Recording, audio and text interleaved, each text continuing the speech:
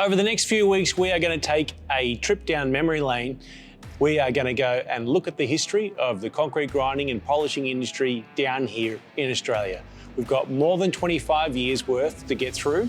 We've got big machines, small machines, you name it, we'll be looking at them all. We're going to even crack a few of them open, compare the technology of what used to go into them versus them to today. We'll even put them side by side and see how old technology goes up against new technology. Hopefully, we've come a long way.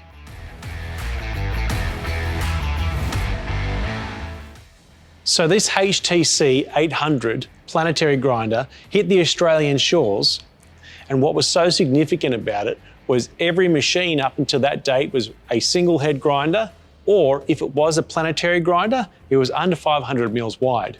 So when this machine turned up and it was 800 mils, it had 3 discs under it, 270 mils in diameter, which was the size of some of the heads of the total machines that were being used at the time.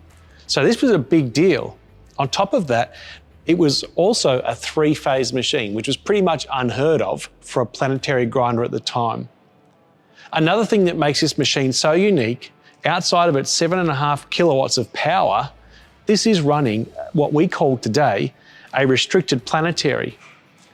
So when we pop the cover off later on, you'll be able to see that the belt which goes around the top restricts the free movement of the planetary head, driving power or friction back into the discs, maintaining a smooth RPM, controlled grinding, and additional force and friction on the floor. So not only was it big, not only was it powerful, but it also had this new technology in it where it could harness that power and turn it back into grinding activity. At the time, this thing was a beast. I know, you're looking at this machine and you're thinking that is the sexiest machine I've ever seen, but this is not going to be up for sale again. We're going to put it through the workshop and we're going to reverse some of the tasteful modifications that it's had done, including getting rid of this blue. We'll do a full rebuild and actually get her running right.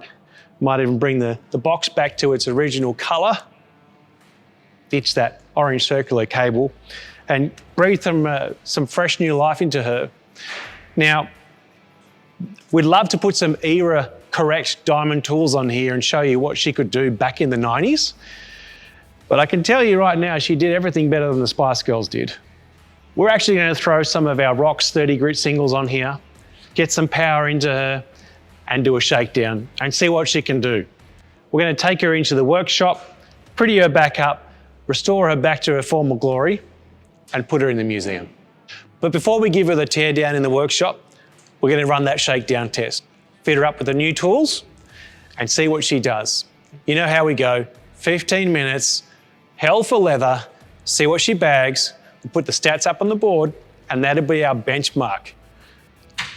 Every machine's going to have to beat that. Otherwise, we just haven't come far in 25 years. So let's get her hooked up and see what she can do.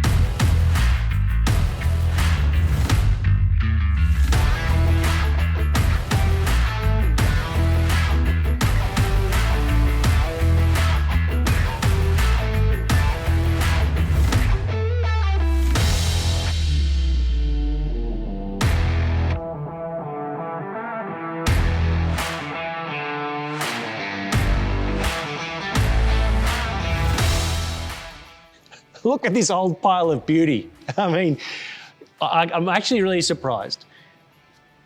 When we first started it up, it actually fell flat in its face. We rescued it, started up again, and it was all over the place. It was not a nice thing to hang on to.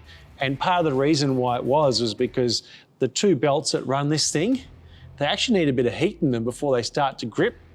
But once you got warmed up and those belts started to grip properly, I was surprised with how much friction was being generated underneath. Now, this thing's had a few hits. It can't even stand up on its own. It's got a counterweight on the back of it to help it stay upright like this. I'm really, really surprised. If machinery hasn't come a long way in the last 30 years, I can tell you diamond tooling certainly has, because I haven't run this machine or this type of machine for probably 15 to 18 years.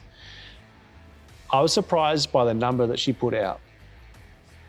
23.75 kilograms. I was expecting something 7.5 kilowatts, 280 kilograms thereabouts.